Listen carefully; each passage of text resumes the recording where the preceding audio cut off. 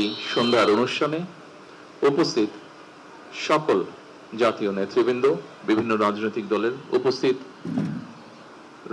জাতীয় রাজনৈতিক নেতৃবৃন্দই শুধু বলবো না, আমি আমার অবস্থান থেকে বলবো উপস্থিত সকল রাজনৈতিক সহকর্মীবৃন্দ, আসসালামু আলাইকুম। বেশ অনেকদিন পরে আপনাদের সাথে আজকে দেখা হয়েছে। অনেকদিন পরে এই জন্য কথাটা বললাম যে স্বাভাবিকভাবেই আমরা একসাথে আন্দোলন সংগ্রাম করেছি। আমরা এখানে প্রত্যেকটি রাজনৈতিক দলের বিভিন্ন পর্যায়ের নেতৃত্ব, বিভিন্ন পর্যায়ের কর্মীবৃন্দ অত্যাচারিত হয়েছে, নির্যাতিত হয়েছে। আলহামদুলিল্লাহ, আল্লাহর রহমতে আমরা আমাদের বাংলাদেশের মানুষের রাজনৈতিক অধিকার প্রতিষ্ঠার আন্দোলনে সফল হয়েছি এবং যেই দাবিটি নিয়ে আমরা সাধারণ মানুষের কাছে গিয়েছিলাম যে তাদের ভোটের অধিকার প্রতিষ্ঠিত করা, সেই অধিকার নিয়ে আমরা বিজয় অর্জন করে সেই অধিকার নিয়ে আমরা গিয়েছি মানুষের কাছে। এবং মানুষ আজকে আমরা যারা এখানে আছি, আমাদের সকলকে বা আমাদেরকে বাংলাদেশের মানুষ তাদের রায় দিয়ে দেশ পরিচালনা করার দায়িত্ব দিয়েছে। উপস্থিত জাতীয় নেতৃবৃন্দ এবং সহকর্মীবৃন্দ, আপনাদের নিশ্চয়ই মনে আছে যে আমরা এখানে অনেকগুলো রাজনৈতিক দল একসাথে বসে আমরা 31টি দফা উপস্থাপন করেছিলাম বাংলাদেশের মানুষের সামনে।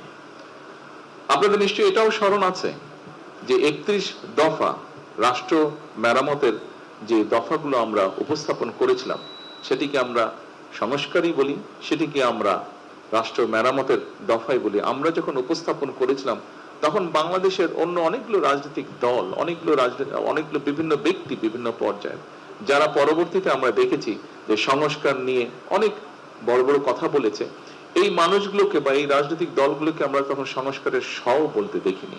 কিন্তু আজকে আমরা এই প্যান্ডেলের নিচে যারা বসে আছে একত্রে, আমরা কিন্তু তখন স্বৈরাচারের চোখ রাঙানিকে উপেক্ষা করে আমরা রাষ্ট্র সংস্কারের দফাগুলো আমরা দিয়েছিলাম। প্রিয় সহকর্মীবৃন্দ, এই 31 দফা নিয়ে আমাদের সকলের একসাথে বসে রচিত যে 31 দফা, সেই 31 দফা নিয়েই কিন্তু আমরা যে নির্বাচন 12 তারিখের ফেব্রুয়ারি নির্বাচন, সেই নির্বাচনে জনগণের সামনে গিয়েছিলাম এবং জনগণ গণতান্ত্রিক ব্যবস্থাপনায় জনগণ যে প্রস্তাবের পক্ষে রায় দেয় সেটিকে জনগণের প্রস্তাব হিসাবে বিবেচনা করা হয়। কাজে আমি ব্যক্তিগতভাবে মনে করি একজন রাজনৈতিক কর্মী হিসাবে যে 31 দফা আমরা সকলে মিলে বসে রচনা করেছিলাম বা তৈরি করেছিলাম, সেই 31 দফার পক্ষে বাংলাদেশের জনগণ রায় দিয়েছে এবং আমি মনে করি এইটি এখন বর্তমানে সমগ্র বাংলাদেশের গণতান্ত্রিক জনগণের এটি 31 দফা, শুধু আমাদের রাজনৈতিক দলগুলো নয়, বরং 31 দফা বাংলাদেশের জনগণের 31 দফা হয়ে গিয়েছে এখন। প্রিয় সহকর্মীবৃন্দ, 12 তারিখের নির্বাচনে আমরা সকলে একসাথে কাজ করেছি, আমরা 12 তারিখের নির্বাচনে সফল হয়েছি।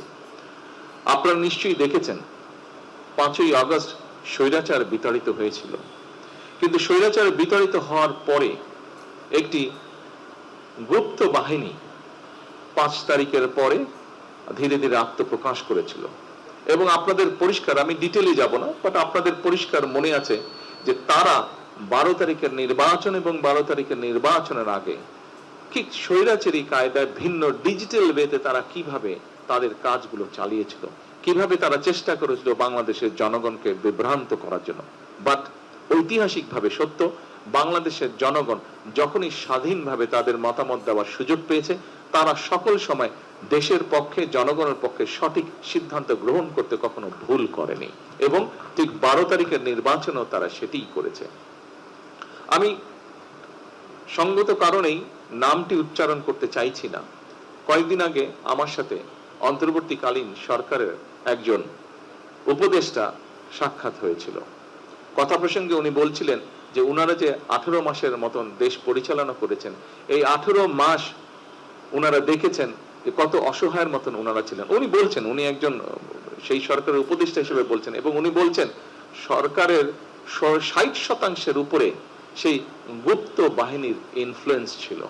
সেই গুপ্ত বাহিনী বিভিন্ন, এবং আমরা দেখেছি নির্বাচনের পরে এই গুপ্ত বাহিনীকে দিশাহারার মতন বক্তব্য রাখতে, বিভিন্ন রকম বক্তব্য রাখতে, এবং এখনো তারা বিভিন্ন রকম বক্তব্য রাখছে। তারা আমরা দেখেছি পত্রপত্রিকাতে, আমরা দেখছি সোশ্যাল মিডিয়াতে, আমরা দেখছি সেই ব্যক্তির বক্তব্য হচ্ছে যে এরা দিশাহারা হয়ে গেছে। 18 মাস তারা এমন ভাবে এমন ভাবে তারা পুরো জিনিসটাকে ব্যবহার করেছে তাদের পক্ষে, কিন্তু 12 তারিখে যখন জনগণ তাদের রায় প্রদান করেছে তারপর থেকে তাদের মাথাটি খারাপ হয়ে গেছে। প্রিয় সহকর্মীবৃন্দ, 16-17 বছর স্বৈরাচারের রেখে যাওয়া পুরো একটি বিধ্বস্ত ইকোনমি, 16-17 বছর রেখে যাওয়া স্বৈরাচারের একটি বিধ্বস্ত জ্বালানি বা বিদ্যুৎ ব্যবস্থা, 16-17 বছর ধরে স্বৈরাচারের রেখে যাওয়া একটি শিক্ষা ব্যবস্থা, একটি যোগাযোগ ব্যবস্থা, একটি স্বাস্থ্য ব্যবস্থা, যেটি বলি না কেন প্রত্যেকটি ব্যবস্থা ছিল বিধ্বস্ত। সরকার গঠন করার সাথে সাথে সরকার গঠন, এই যে আমার টেবিলে অন্তত একজন, দুইজন আছেন মন্ত্রী পরিষদের সদস্য আছেন, ফাইন্যান্স মিনিস্টার আছেন এবং পরিকল্পনা আছেন। পরিকল্পনা মন্ত্রী যে আছেন এখানে, উনি সরাসরি আমাদের জোটের ভিতরে বা আমাদের যুগপৎ আন্দোলনের সাথে ওনারা ছিলেন, উনি ভালো বলতে পারবেন। হয়তো ফাইন্যান্স মিনিস্টার তার দলের কথাই বলবেন, কিন্তু পরিকল্পনা মন্ত্রী তিনি তো সরাসরি আমাদের দলে না, উনি যুগপৎ আন্দোলনের শরিক, আমাদের একজন, আমাদের সকল সহকর্মীর মধ্যে একজন, কিন্তু উনিও দেখছেন যে কি একটা বিধ্বস্ত অবস্থায় সরকার গঠন করতে হয়েছিল।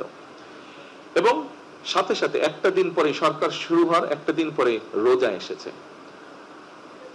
আপনারা নিশ্চয়ই দেখেছেন, আপনাদের মনে আছে বেশি দিন হয়নি রোজা হয়েছে। আলহামদুলিল্লাহ, আসার সাথে সাথে রোজাটা পাওয়ার পরেও আমরা বিভিন্ন রকম, একে তো সেই প্রশাসন ছিল, এক প্রশাসনের মধ্যে গুপ্ত বাহিনীর লোকজন ছিল, দুই প্রশাসনের মধ্যে তখনও স্বৈরাচারের লোকজন ছিল, এখনো আছে হয়তো বিভিন্ন জায়গায়। তারপরে আমরা বিভিন্ন রাত দিন পরিশ্রম করার মাধ্যমে আমরা চেষ্টা করেছি রোজাটাকে এমন একটা পর্যায়ে রাখতে যেখানে মোটামুটি ভাবে সারা দেশের মানুষকে একটি স্বস্তি দেওয়া যায়। 100% না হলেও আমি নিশ্চয়ই কেউ অস্বীকার করবে না, আলহামদুলিল্লাহ মোটামুটি ভাবে একদম নতুন একটি সরকারের জন্য যেভাবে আমরা ম্যানেজ করি, আলহামদুলিল্লাহ মানুষজনকে কিছুটা হলে আমরা কমফোর্ট দিতে সক্ষম হয়েছি। রোজাটি শেষ হবার আগেই একটি যুদ্ধ পরিস্থিতি, মধ্যপ্রাচ্যে একটি যুদ্ধ পরিস্থিতি তৈরি হয়েছিল, এবং যুদ্ধ পরিস্থিতি তৈরি হওয়ার সাথে সাথে একটু আগেই আমি বক্তব্যে বলেছি যে 16-17 বছর যে স্বৈরাচার ছিল, সেই স্বৈরাচার আমাদের দেশের জ্বালানি বিদ্যুৎ ব্যবস্থাকে এমন একটা বিধ্বস্ত বিপর্যস্ত অবস্থা রয়ে গেছে, 3 লক্ষ কোটি টাকা শুধু এখান থেকেই তারা আত্মসাৎ করেছিল। তাহলে বুঝেন একটি সেক্টর যেখান থেকে 3 লক্ষ কোটি টাকার মতন আত্মসাৎ হয়, সেই সেক্টরটির কি অবস্থায় এসে দাঁড়াতে পারে। স্বাভাবিকভাবে যুদ্ধ পরিস্থিতির কারণে আমাদেরকে তেল বলেন, বিভিন্ন গ্যাস বলেন, এলএনজি বলেন, এই সবগুলো আমাদেরকে বিদেশ থেকে ইম্পোর্ট করতে হয়, এটা তো আমরা এখানে প্রডিউস করি না। আমরা তখন স্বাভাবিকভাবে পুরো জিনিসটাকে স্বাভাবিক রাখার জন্য আমরা যেখান থেকে পেরেছি আমরা চেষ্টা করেছি জোগাড় করে নিয়ে আসতে, যাতে দেশের মানুষকে কমফোর্ট দেওয়া যায়। একই সাথে স্বাভাবিকভাবে বাধ্য হয়ে আমাদেরকে অনেক সময় অনেক জায়গায় সেই পরিস্থিতিতে বেশি দামে ক্রয় করতে হচ্ছে, যার ফলে প্রায় 2.5 বিলিয়ন, না খুঁজবে, $2.5 বিলিয়ন মতন আমাদের 3.46 মানে বিলিয়ন, শুধু তেলের জন্য $3.46 বিলিয়ন অতিরিক্ত ব্যয় হয়েছে, যেটা আমরা যদি এই পরিস্থিতি না হতো এই অর্থটা আমরা অনেক অন্য কাজে, দেশ গঠনের কাজে আমরা ব্যবহার করতে পারতাম, কিন্তু বাধ্য হয়ে এইটা আমাদেরকে করতে হয়েছে। স্বাভাবিকভাবেই অর্থনীতি যদি ঠিক না থাকে তাহলে সবকিছুর উপর একটি নেগেটিভ এফেক্ট পড়ে। আমরা চেষ্টা করছি এই জিনিসটাকে ঠিক করতে। আপনাদের নিশ্চয়ই মনে আছে শেয়ার মার্কেট বা ক্যাপিটাল মার্কেট যেটাকে আমরা জানি, এই ক্যাপিটাল মার্কেটের কি অবস্থা হয়েছিল স্বৈরাচারের সময়। এখানে মানুষ আত্মহত্যা পর্যন্ত করেছিল, একজন দুইজন ব্যক্তির নিজেদের তারা কিভাবে আত্মসাৎ করে নিয়ে গেছিল লক্ষ লক্ষ মানুষের অর্থ, মানুষ আত্মহত্যা পর্যন্ত করেছিল। এই ক্যাপিটাল মার্কেট নতুন পলিসি নিয়ে নতুন সঠিক লোক নিয়োগের মাধ্যমে আপনারা এর মধ্যে পত্রপত্রিকায় দেখেছেন, পত্রপত্রিকা তাদের মতন করে নিউজ করছে, কিন্তু ধীরে ধীরে একটি অবস্থাটা আস্তে আস্তে আলহামদুলিল্লাহ ভালোর দিকে যাচ্ছে। এখন এটি ফরচুনেট বা আনফরচুনেট যেটি হোক, গত কয়েকদিন ধরে আবার মধ্যপ্রাচ্য পরিস্থিতি খারাপ হয়েছে। কাজেই প্রিয় সহকর্মীবৃন্দ, আমার যে বক্তব্যটি আমি বক্তব্য দিয়েছেন এখানে, সাইফুল ভাই কিছু কথা বলেছেন, মান্না ভাই কিছু কথা বলেছেন এখানে, আমাদের দাদা কিছু কথা বলেছেন এখানে, জামাল হায়দার সাহেব কিছু কথা বলেছেন এখানে, আমি বুঝি। কিন্তু এই পরিস্থিতিটা, এই জন্য আমি কাউকে দোষ দিচ্ছি না, আপনারা যেটি বলেছেন, আমাদের সহকর্মীবৃন্দ, আমাদের যুগপৎ আন্দোলনের নেতৃবৃন্দ যেটি বলেছেন, you have all the reasons to say this, but আমি আমাদের সরকারের অবস্থানটা ব্যাখ্যা করলাম যে কি ডিফিকাল্ট সিচুয়েশনের মধ্যে আমাদেরকে পুরো জিনিসটাকে, দেশটাকে সঠিকভাবে রাখার জন্য, মানুষকে কমফোর্ট দেওয়ার জন্য আমরা কিভাবে জিনিসটাকে ম্যানেজ করার চেষ্টা করছি, সামাল দেওয়ার, অর্গানাইজ রাখার চেষ্টা করছি আমরা জিনিসটাকে। একই সাথে যে কথাটা দিয়ে আমি শুরু করেছিলাম যে আমাদের সেই 31 দফা, আপনারা নিশ্চয়ই খেয়াল করেছেন যে 31 দফায় আমরা যে সকল কথাগুলো বলেছিলাম মানুষের পাশে দাঁড়ানোর জন্য, সামগ্রিকভাবে ডিপ্রাইভ মানুষকে, বঞ্চিত মানুষকে এম্পাওয়ার করার জন্য, শিক্ষার ক্ষেত্রে, স্বাস্থ্যের ক্ষেত্রে আমরা যে সকল কমিটমেন্ট 31 দফার মধ্যে করেছিলাম, কৃষিকে আমরা এম্পাওয়ার্ড করার জন্য, কৃষকদেরকে এম্পাওয়ার্ড করার জন্য যে কথাগুলো আমরা বলেছিলাম, আপনারা দেখেছেন এর মধ্যে কিন্তু সেই কাজগুলো আমরা করেছিলাম। সরকার গঠনের এক সপ্তাহ অর্থাৎ প্রথম ক্যাবিনেট মিটিংয়ে আমরা যে মানুষকে বলেছিলাম যে দেশের কৃষক ভাইদেরকে আমরা বলেছিলাম যে আমাদের তাদেরকে 10,000 টাকা পর্যন্ত কৃষি সুদ সহ যে ঋণটি ছিল সেটি আমরা মওকুফ করব। আমরা প্রথম ক্যাবিনেট মিটিং এ এইটি আমরা আমাদের এই যে প্রমিসটা এটা আমরা রক্ষা করেছিলাম। এরপরে আমাদের কৃষক কার্ড বলুন, আমাদের ফ্যামিলি কার্ড বলুন, আমাদের হেলথের ব্যাপারে বলুন, আমাদের শিক্ষার ব্যাপারে বলুন, প্রবাসীদের ব্যাপারে বলুন, প্রত্যেকটি কাজ আমরা স্টেপ বাই স্টেপ করে যাচ্ছি। তবে এখনো বিভিন্ন জায়গায় আমরা আমাদের কাঙ্ক্ষিত স্পিডে কিন্তু আমাদের কাজগুলো শুরু করতে পারছি না। আমরা শুরু করেছি, কাজগুলো আস্তে আস্তে রোল করছে কাজগুলো আমাদের, কিন্তু আমরা কাঙ্ক্ষিত স্পিড যেটি আমাদের হওয়া উচিত ছিল সেটি পাচ্ছি না। কেন? সেই সুপ্ত গুপ্ত বলুন আর স্বৈরাচার বলুন, এদের অনেক লোকজন এখনো প্রশ্ন এবং বিভিন্ন জায়গায় তারা বাধাগ্রস্ত করছে। এখানে আছে পরিকল্পনা মন্ত্রী, ওনাকে জিজ্ঞেস করুন, এখানে অর্থমন্ত্রী আছেন, জিজ্ঞেস করুন, অন্যান্য মন্ত্রী পরিষদের সদস্যবৃন্দ আছেন, ওনারাও বিষয়টি অনুভব করতে পারছেন। কাজে এরা বিভিন্ন ভাবে সমস্যা তৈরির চেষ্টা করছে, কিন্তু আমাদের সবচেয়ে বড় শক্তি হচ্ছে এই দেশের জনগণ। জনগণের সমর্থন বিএনপির সাথে আছে, জনগণের সমর্থন বিএনপি সহ সকল যুগপৎ আন্দোলনে আমরা যারা শরিকরা ছিলাম আমাদের সকলের সাথে জনগণের সমর্থন আছে। এবং আমরা যেহেতু এখানে প্রত্যেকে রাজনীতি করি, রাজনৈতিক কর্মী হিসেবে এতটুকু বলতে পারি আমাদের শক্তি জোর থাকে জনগণের সমর্থন যখন আমাদের সাথে থাকে, এবং সেটি আলহামদুলিল্লাহ আল্লাহর রহমতে আমাদের সাথে আছে। এবং যেহেতু আমরা আপনাদের বক্তব্যে একটি ফুটেছে, আমি জানি আপনাদের কিছু মনের কষ্টের কথা আপনারা বলেছেন, তবে এটিও আপনাদেরকে আপনাদের আন্তরিকভাবে ধন্যবাদ। এটিও আপনারা বলেছেন, যে সকল সহকর্মীবৃন্দ বলেছেন, দাদা এখানে বলেছেন, শাহসুখ ভাই এখানে বলেছেন, মানন ভাই এখানে বলেছেন, যে আমরা জনগণের কাছে অন্তত এই জিনিসটা নিয়ে যেতে সক্ষম হয়েছে যে আমরা চেষ্টা করছি, কাজ করছি, আমরা চেষ্টা করছি, আমরা এইটি আমরা নিয়ে যেতে সক্ষম হয়েছি। আমাদের প্রথম যে স্টেপটি সেটিতে আমার মনে হয় আমরা সফল হয়েছি। কাজেই সমস্যা কতগুলো আপনাদের সামনে তুলে ধরেছি। আমি দৃঢ়ভাবে বিশ্বাসী যে আমার সহকর্মীবৃন্দ, আমরা যারা যুগপৎ আন্দোলনে ছিলাম, আপনারা এই বিষয়গুলি কনসিডার করবেন। আপনারা যে বিষয়গুলি বলেছেন, যে কষ্টের কথা বলেছেন, অবশ্যই আমরা এটা কনসিডার করব। কিন্তু জনগণ যেই দায়িত্বটি প্রথম দিয়েছেন, নিশ্চয়ই আপনারা এই ব্যাপারে একমত হবেন। প্রথমে জনগণের ইন্টারেস্ট আমাদেরকে দেখতে হবে, প্রথমে আমাদেরকে প্রোটেক্ট করতে হবে পুরো দেশের স্বাধীনতা, দেশের সার্বভৌমত্ব, দেশের অর্থনীতি, জনগণের নিরাপত্তা, এই বিষয়গুলোকে আমাদেরকে যে কোনো ভাবে হোক প্রথমে এগুলোকে আমাদের প্রোটেক্ট করতে হবে। তারপরে অবশ্যই অবশ্যই বাকি যে বিষয়গুলো আছে, আপনাদের যে বক্তব্যগুলো আছে, আপনাদের যে বিষয়গুলো আছে বলার, উপস্থাপনা আছে, সবগুলো বিষয় আমরা চেষ্টা করব অ্যাড্রেস করতে। আমরা এতদিন একসাথে ছিলাম, কেন আমরা আপনাদেরকে ছেড়ে দেব? কোনোই যুক্তি নাই। এতদিন একসাথে ছিলাম, আমরা ইনশাল্লাহ সামনের দিনেও একসাথে থাকবো। হতেই পারে চলতে গেলে মাঝে মাঝে হয়তো একটু এদিক ওদিক হতেই পারে। এত সমস্যা, প্রায় 20 কোটি মানুষের দেশ, কত রকম সমস্যা।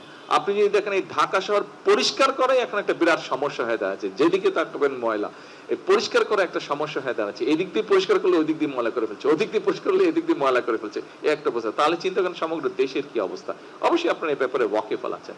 আমি শুধু এতটুকু অনুরোধ করব, একটু আমাদের সকলকে ধৈর্য ধরতে হবে। কারণ খুব সময় মান্না ভাই ওনার বক্তব্যে বলেছেন যে জনগণের প্রত্যাশা অনেক, জনগণের প্রত্যাশা অনেক। সেজন্য আসুন আমরা সকলে মিলে চেষ্টা করি জনগণের প্রত্যাশাটাকে আগে আমরা অ্যাড্রেস করি। আমরা তো আছি, আমরা ছিলাম একসাথে, আমরা আছি একসাথে, ইনশাল্লাহ আমরা থাকবো একসাথে। কাজে আমাদের মধ্যে আমি মনে করি না ডিফারেন্স অফ ওপিনিয়ন হতে পারে, কিন্তু ভুল বুঝাবুঝির কোনো কারণ আমাদের মধ্যে আছে বলে আমি মনে করি না। কারণ আমাদের 31 দফার মাধ্যমে আমরা একটি জিনিস একত্রিত হয়েছি, এক জায়গায় একত্রিত হয়েছি যে ইয়াস আমাদের উদ্দেশ্য এবং লক্ষ্য এক। যেহেতু আমাদের উদ্দেশ্য এবং লক্ষ্য এক, কাজে আমাদের মধ্যে ভুল বোঝাবুঝির হতে পারে না। হয়তো 31 দফার একটি দফা কিভাবে বাস্তবায়ন করবো এই ব্যাপারে আপনার একটা মত থাকতে পারে, আমার একটি মত থাকতে পারে, এখানেই হয়তো কিছুটা ভিন্নতা থাকতে পারে, কিন্তু আমাদের মধ্যে কোনো বিভেদ নেই। কাজে আমাদের মধ্যে যদি কোনো বিভেদ না থাকে, আমরা নিশ্চয়ই আমাদের 31 দফার আলোকেই হোক এবং একই সাথে জুলাই সনদের আলোকেও আমরা ইনশাল্লাহ দেশকে সামনের দিকে এগিয়ে নিয়ে যাব। এবং আপনাদের প্রত্যেকের একটি কথা একটু পিছনে নিয়ে যাই, আমরা যখন আন্দোলন সংগ্রামে রাজপথে ছিলাম, আজকে অনেকেই দাবি করে, কারো নাম আমি উল্লেখ করতে চাই না, যাদেরকে একটি শব্দ, গুপ্ত একটা শব্দ ব্যবহার করলেই মানুষ, সাধারণ মানুষও তাদেরকে চিনে, তারা কারা। এদেরকে কিন্তু আমরা অনেক খুঁজেছি, তাদেরকে আমরা পাইনি, আমি পাইনি দূরে থেকে। আপনারা কি কেউ পেয়েছিলেন রাজপথে? তাদেরকে কিন্তু রাজপথে আমরা দেখিনি। বিভিন্ন সময় তাদেরকে দেখেছি যারা পালিয়ে গেছে এই দেশ থেকে তাদের সাথে বিভিন্ন ভাবে আমরা দেখেছি, কিন্তু রাজপথে আমরা দেখিনি। দেখেছি শেষের দিকে এসে কিছুটা আমরা তাদেরকে দেখেছি, শেষের দিকে তারা কিছু কিছু কিছু জায়গায় তাদেরকে দেখেছি, কিন্তু 17 বছর বিভিন্ন জায়গায় আমরা তাদেরকে দেখিনি। কাজে প্রিয় নেতৃবৃন্দ, সেই জন্যই দেশের মানুষ আমাদের উপরেই আস্থা রেখেছে, আমাদের উপরে আস্থা রেখেছে যে ঠিক আছে এরাই দেশকে নিয়ে যেতে পারবে। এটি আমি দৃঢ়ভাবে বিশ্বাস করি। আসুন দেশের মানুষের সেই আস্থা ধরে রাখার জন্য আমাদেরকে যে কোনো মূল্যে ঐক্যবদ্ধ থাকতে হবে। দেশের মানুষের আস্থা ধরে রাখার জন্য আমরা সকলে এক কাজ করব। কারণ ওই যে কথা একটি, জনগণের প্রত্যাশা আমাদের কাছে, জনগণ প্রত্যাশা নিয়ে আমাদেরকে দায়িত্ব দিয়েছে। আসুন আগে আমরা দায়িত্বটা পালন করি, তারপরে আমরা নিজেদেরকে নিয়ে ভাবি, আগে জনগণের কথা ভাবি। পরিশেষে আবারও আপনাদের সকলকে আজকে এখানে কষ্ট করে আসার জন্য আন্তরিকভাবে আমি আমার পক্ষ থেকে এবং আমার দলের পক্ষ থেকে এবং আমার সরকারের পক্ষ থেকে আপনাদেরকে আন্তরিকভাবে আমি শুভেচ্ছা এবং ধন্যবাদ জানাচ্ছি। ইনশাআল্লাহ এটি শেষ না, এটি শুরু। আমরা এটিকে ইনশাআল্লাহ কন্টিনিউ করব। আসসালামু আলাইকুম।